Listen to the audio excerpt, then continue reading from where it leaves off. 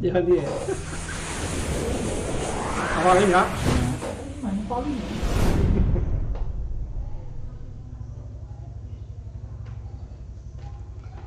Vamos lá, né? De novo, bom dia, boa tarde, boa noite. Dando continuidade, né, às nossas aulas. A nossa saga, né, com a literatura portuguesa, essa questão das escolas literárias. A gente já viu trovadorismo, humanismo, né, classicismo. Então hoje já vamos dar continuidade a isso e vamos ver se a gente termina hoje. Então as questões espero que tenham sido de grande valia. Depois, próxima aula, a gente já traz mais algumas questões para ser discutidas, ok? Vamos adiante. Então vamos falar hoje do Barroco. Aqui em Apodi, né,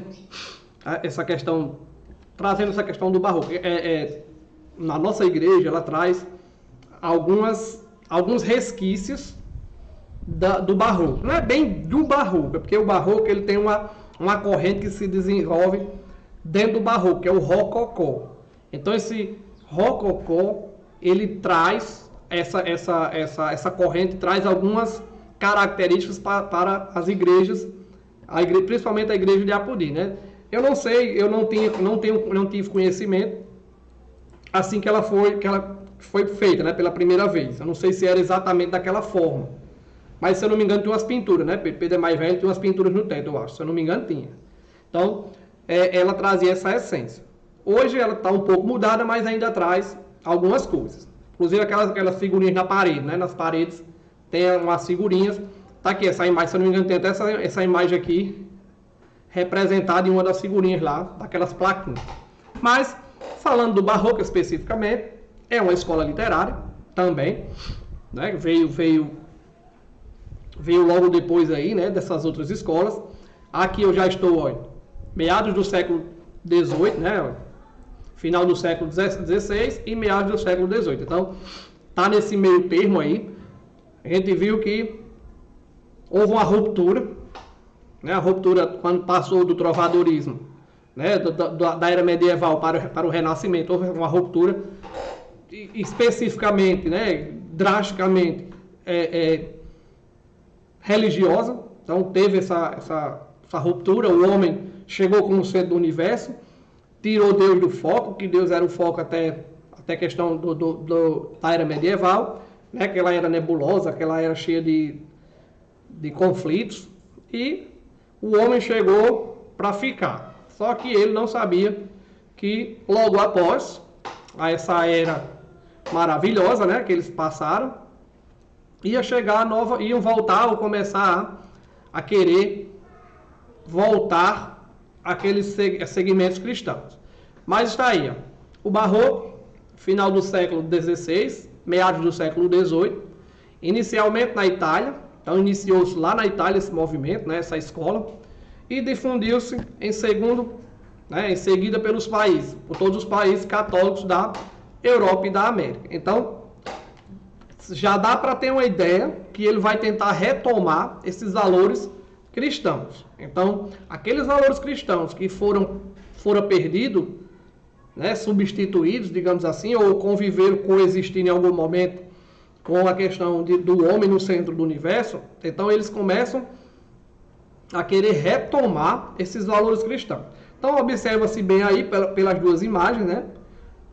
Então, esses valores cristãos, eles vai sim ter essa questão da retomada, ok? Então, esse é o Barroco. Vamos lá. Vamos entender um pouquinho do Barroco. Aqui são algumas características, ó. Retomada dos valores cristãos. Como eu disse a vocês, não é que esses valores cristãos eles tenham sido deixados de lado, mas chega um momento na história em que eles começam a perder força. E entre as questões da razão, a questão da ciência, a questão do homem. Tá entendendo?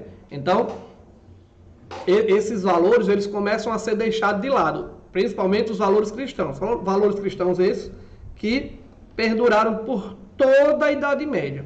Então era algo que vinha há muito tempo e foi perdido, né, perdendo seu significado gradativamente. Mas o barroco eles tentam retomar esses valores cristãos. Olhe só onde está inserido o barroco. Tensão, angústia e instabilidade.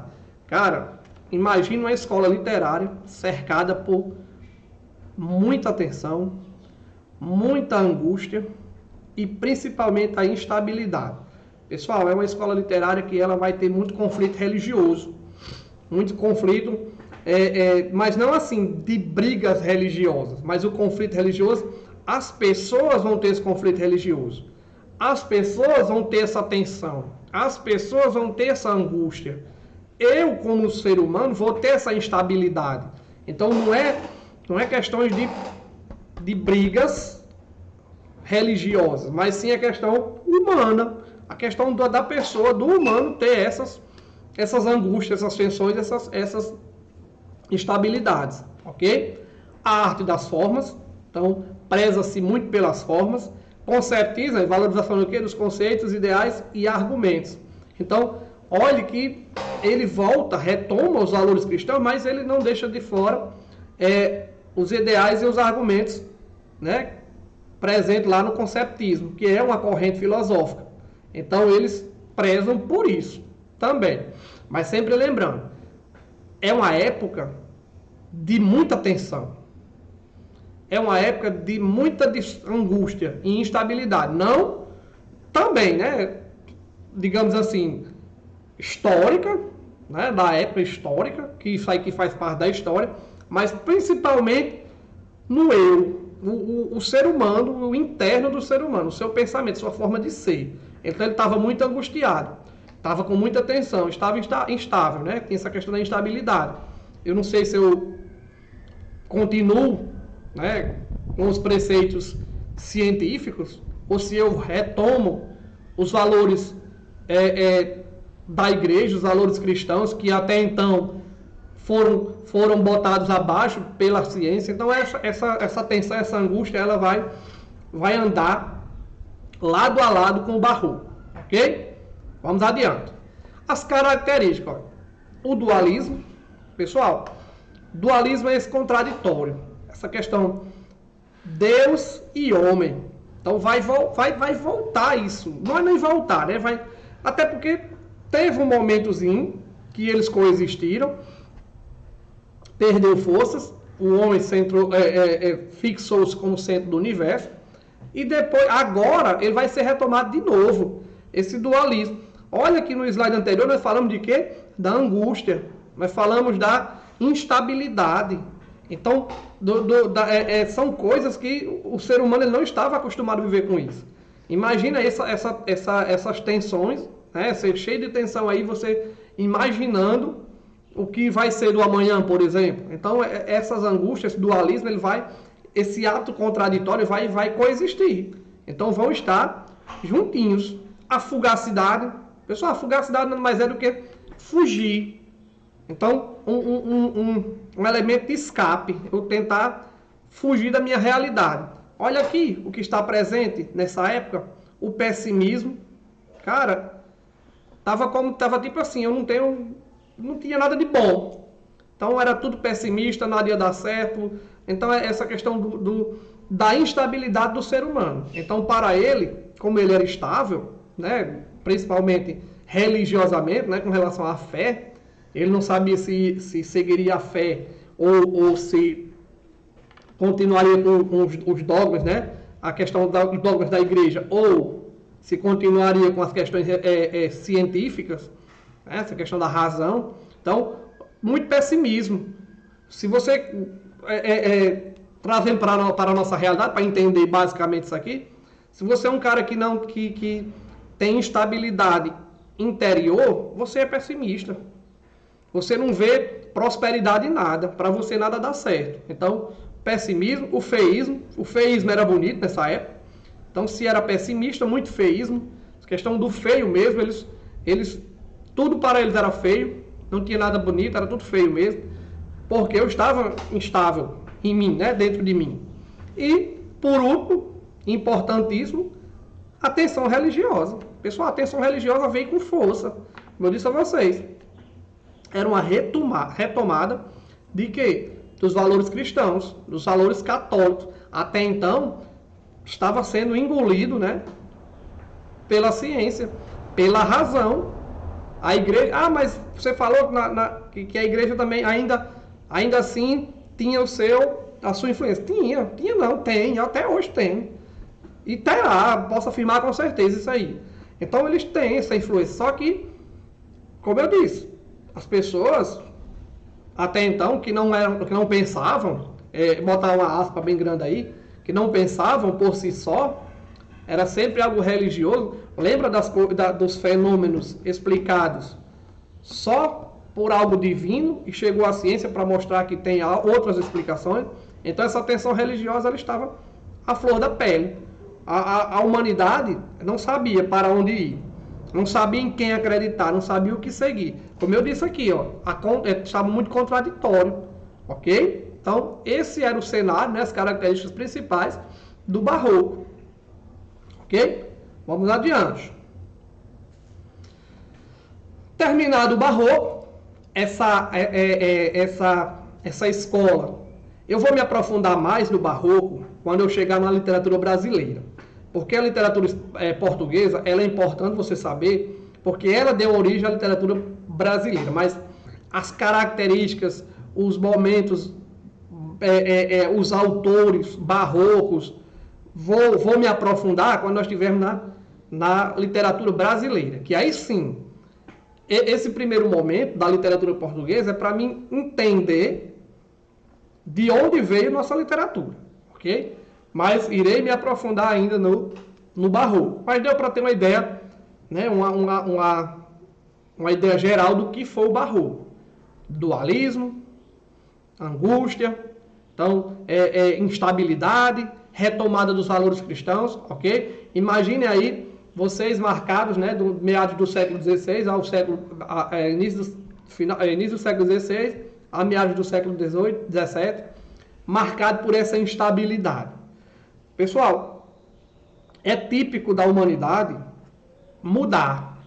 Que bom, né? Que muda. Que ela tem essa questão da maleabilidade. Ela pode mudar. Que bom que pode mudar. Então, se eu estava inserido nesse contexto aí que eu falei anteriormente do Barroco, um contexto histórico e literário conturbado, as pessoas não estavam se sentindo bem, as pessoas não estavam bem com isso. Então, viu-se a necessidade de mudar. Aí chegou o arcadismo. Olha aí o arcadismo.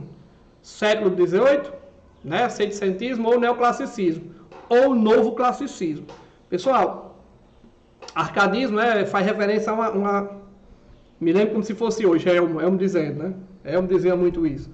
Há uma região lá que é chamada Arcádia. Uma região muito bonita, por sinal. Então, o arcadismo faz referência a isso, ok? Mas, a questão do arcadismo, ele veio para apaziguar, digamos assim, né?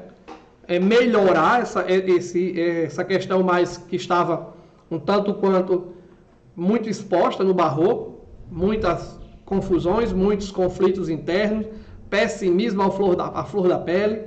Então, sentiu-se a necessidade, sim, de uma escola literária chegar para apaziguar os corações feridos da humanidade, né? Corações esses que, por sinal, estavam bastante feridos, ok? Porque vinham de mudanças radicais, de mudanças drásticas. E vai passar por outra aqui, ó. Então, o nome Arcádia é uma referência à Arcádia, a região do campestre, então do Peloponeso, Então vocês podem perguntar a Bruno, que Bruno sabe mais falar sobre essa questão de Arcádia, né, que fica na Grécia Antiga. Então, quando Bruno estiver falando para vocês perguntem a ele se realmente existiu, se realmente era uma paisagem exuberante, né, como está aí nos livros, que era uma paisagem campestre, muito exuberante. Por isso, campo, Arcádia, campo, campestre, já dá para dizer que vamos viver o quê? Viver um período de relaxamento. Vou só dar uma paradinha, daqui a pouco a gente volta.